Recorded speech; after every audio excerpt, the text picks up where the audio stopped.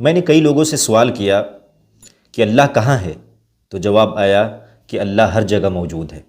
نعوذ باللہ من ذالک، یہ عقیدہ خطرناک عقیدہ ہے۔ اللہ سبحانہ و تعالی ہر جگہ موجود ہے، اس کے قائل جہمیہ ہیں جو کہتے ہیں کہ ہر جگہ موجود ہے، اور اسی طریقے سے اشاعرہ اور ماتوریدیہ سمجھتے ہیں کہ اللہ سبحانہ و تعالی نہ دنیا کے اندر ہے اور نہ دنیا کے باہر ہے۔ یہ خطرناک عقیدہ ہے۔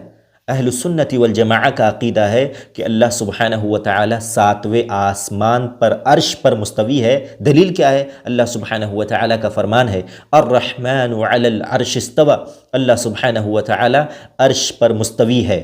تو یہ عقیدہ رکھنا کہ اللہ سبحانہ و تعالی ہر جگہ موجود ہے، یہ باطل عقیدہ ہے، کیونکہ نعوذ باللہ من ذالک ایک سوال پیدا ہوتا ہے کہ اللہ تعالیٰ بیت الخلاء کے اندر موجود ہے؟ نعوذ باللہ من ذالک نہیں، یہ غلط عقیدہ ہے اور باطل عقیدہ ہے۔ اللہ تبارک تعالیٰ ہر جگہ ہے یا عرش پہ ہے، یہ دونوں کفریہ عقیدہ ہے، کیونکہ عرش بھی جگہ ہے اور جگہ پر ہونے کے لیے جسم کا ہونا لازمی ہے۔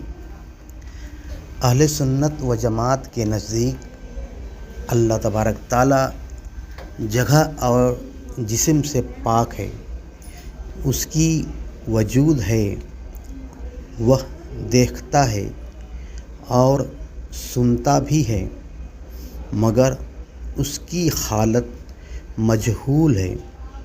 اس کا علم و قدرت ہر جگہ موجود ہے، نہ کہ اس کی ذات۔